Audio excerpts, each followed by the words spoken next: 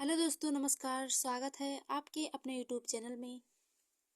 आज हम सीडीपी से संबंधित महत्वपूर्ण प्रश्नों को हल करेंगे जो परीक्षा की दृष्टि से अत्यंत महत्वपूर्ण है। आज का पहला प्रश्न है, निम्नलिखित में से कौन सा कथन सही नहीं है? ऑप्शन ए, विकास के क्रमबद्ध व व्यवस्थित होता है। ऑप्शन बी, विकास केवल आनुवंशिकता से प्रभावित होता है। ऑप्शन सी, विकास के सभी क्षेत्र एक दूसरे पर निर्भर हैं। ऑप्शन डी, विकास की गति व्यक्तिगत होती है। तो इस क्वेश्चन का सही आंसर है ऑप्शन बी, विकास केवल आनुवंशिकता से प्रभावित होता है। यह कथन सही नहीं है, क्योंकि बालक के विकास में माता पिता तथा अन्य पूर्वजों से भी अनेक शारीरिक एवं मानसिक गुण प्राप्त होते हैं। विकास के संबंध में कुछ महत्वपूर्ण तथ्य हैं। विकास क्रमबद्ध व व्यवस्थित होता है। विकास के सभी क्षेत्र एक दूसरे पर निर्भर हैं। विकास की गति व्यक्तिगत होती है। अगला प्रश्न है, भाषा अर्जन के संदर्भ में निम्नलिखित में से कौन सा चरण संवेदनशील है? ऑप्शन ए, जन्म पूर्व अवस्था। ऑप्शन बी, प्रारंभिक बाल्यावस्था। ऑप्शन सी, किशोरावस्था। ऑप्शन डी, वयस्क अवस्था।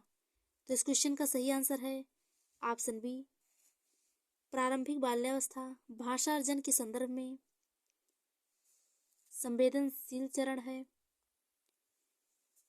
यह 2 से 6 वर्ष की आयु के बीच होती है। यह बच्चे के संपूर्ण विकास के लिए बहुत ही महत्वपूर्ण अवधि है। प्रारंभिक बाल्यावस्था को खिलौनों की उम्र या प्रीगैंग एज के नाम से भी जाना जाता है। प्रारंभिक बाल्यावस्था में बालक भाषा अधिग्रहण के कौशल को विकसित करता है तथा बाहरी विशेषताओं के माध्यम से वस्तुओं की तुलना करना सीखता है। अगला प्रश्न है, बच्चों के सामाजिकरण के द्वितीयक कारक हैं। इन दोनों स्थानों को भरना है। ऑप्शन ए है परिवार आस पड़ोस। ऑप्शन बी है धर्म अभिभावक। ऑप्शन सी है स्कूल धर्म। ऑप्शन डी है परिवार स्कूल। तो इस क्वेश्चन का सही आंसर है ऑप्शन सी, स्कूल और धर्म बच्चों के सामाजिकरण के द्वितीयक कारक हैं, क्योंकि द्वितीयक सामाजिकरण का अर्थ है उस व्यक्ति के जीवन के चरण से है जिसमें बालक सीखता है समाज में कैसे कार्य करना है। यह शिशु के बचपन के चरण से गुजरने के बाद और वयस्क होने की ओर बढ़ने के बीच का समय है। यह उस प्रक्रिया को संदर्भित करता है जो बाद के वर्षों में स्कूली शिक्षा और सहकर्मी समूहों जैसे साधनों के माध्यम से शुरू होती है। मीडिया, स्कूल, दोस्त, धर्म आदि सामाजिककरण के द्वितीयक कारक हैं, जबकि परिवार प्राथमिक कारण है तथा अभिभावक भी प्राथमिक कारण का उदाहरण है। अगला प्रश्न है, जीन पियाजे के संज्ञानात्मक विकास के अनुसार बच्चे संरक्षण किस अवस्था में कर पाते हैं? ऑप्शन ए, संवेदी पेशी अवस्था। ऑप्शन बी, पूर्व संक्रियात्मक अवस्था। ऑप्शन सी, मूर्त संक्रियात्मक अवस्था। ऑप्शन डी, अमूर्त संक्रियात्मक अवस्था। तो इस क्वेश्चन का सही आंसर है ऑप्शन सी, मूर्त संक्रियात्मक अवस्था। जीन पियाजे के संज्ञानात्मक विकास के अनुसार बच्चे संरक्षण मूर्त संक्रियात्मक अवस्था में कर पाते हैं। मूर्त संक्रियात्मक अवस्था है 7 से 11 वर्ष, जिसमें बच्चों में यह समझ आ जाती है कि बाहरी दिखावे में बदलाव होने पर भी वस्तुओं के कुछ भौतिक गुण समान रहते हैं। इस अवस्था में बच्चों में एक ही समय में एक से अधिक वस्तुओं पर ध्यान केंद्रित करने की प्रवृत्ति का विकास होता है तथा बालक मूर्त वस्तुओं के प्रति चिंतन आरंभ करते हैं। अगला प्रश्न है, मूर्त संक्रियात्मक अवस्था के बच्चों को पढ़ाते हुए एक शिक्षिका को क्या नहीं करना चाहिए? ऑप्शन ए, वर्गीकरण के मौके देना। ऑप्शन बी, ऐसी समस्याएं देना जिनमें अमूर्तता की आवश्यकता हो। ऑप्शन सी, कर्मित करने की कार्य देना। ऑप्शन डी, मूर्त संसाधन देना। तो इस क्वेश्चन का सही आंसर है ऑप्शन बी, ऐसी समस्याएं देना जिनमें अमूर्तता की आवश्यकता हो। मूर्त संक्रियात्मक अवस्था के बच्चों को पढ़ाते हुए शिक्षिका को ऐसी समस्याएं नहीं देनी चाहिए, क्योंकि मूर्त संक्रियात्मक अवस्था में बालक मूर्त वस्तुओं के प्रति चिंतन आरंभ कर देते हैं, जिससे मूर्त संसाधन देने पर वे समस्या का समाधान आसानी से कर लेंगे, परंतु अमूर्त कार्यों को करने में बालकों को कठिनाई होगी, क्योंकि अमूर्त वस्तुओं के प्रति चिंतन बालकों में अमूर्त संक्रियात्मक अवस्था 11 से 15 वर्ष में आता है। अगला प्रश्न है, 4 से 5 साल की उम्र के बच्चे अक्सर अपने आप से बातचीत करते हैं।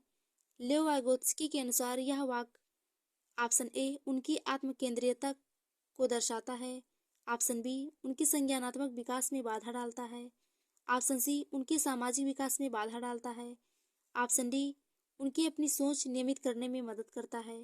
तो इस क्वेश्चन का सही आंसर होगा ऑप्शन डी, उनकी अपनी सोच नियमित करने में मदद करता है।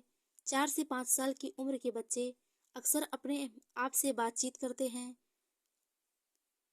यह उनकी सोच को नियमित करने में मदद करता है।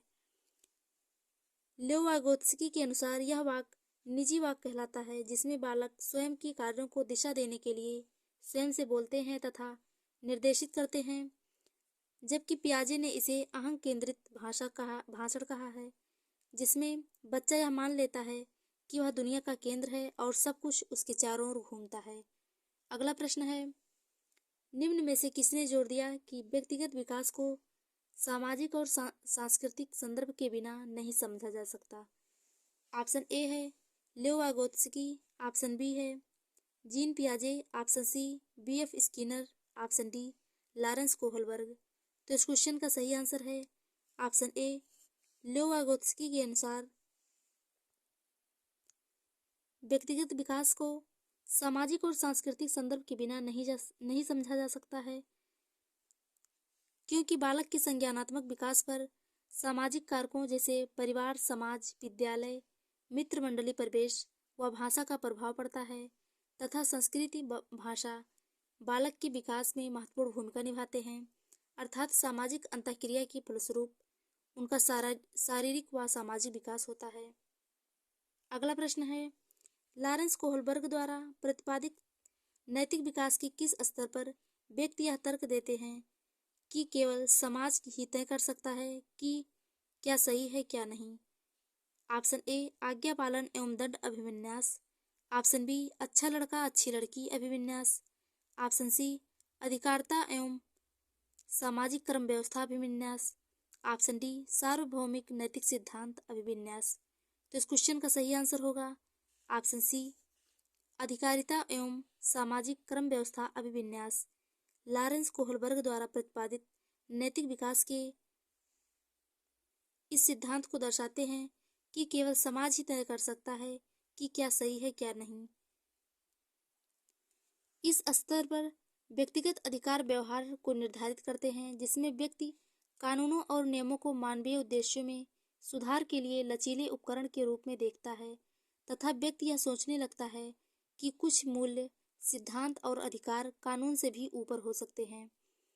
अतः यह व्यक्ति पर निर्भर करता है कि उसे समाज के साथ समझौता बनाए रखना है या तोड़ना है। अगला प्रश्न है, निम्नलिखित में से कौन सी व्याख्या हावर्ड गार्डनर द्वारा प्रतिपादित तार्किक गणितीय बुद्धि का उल्लेख करती है?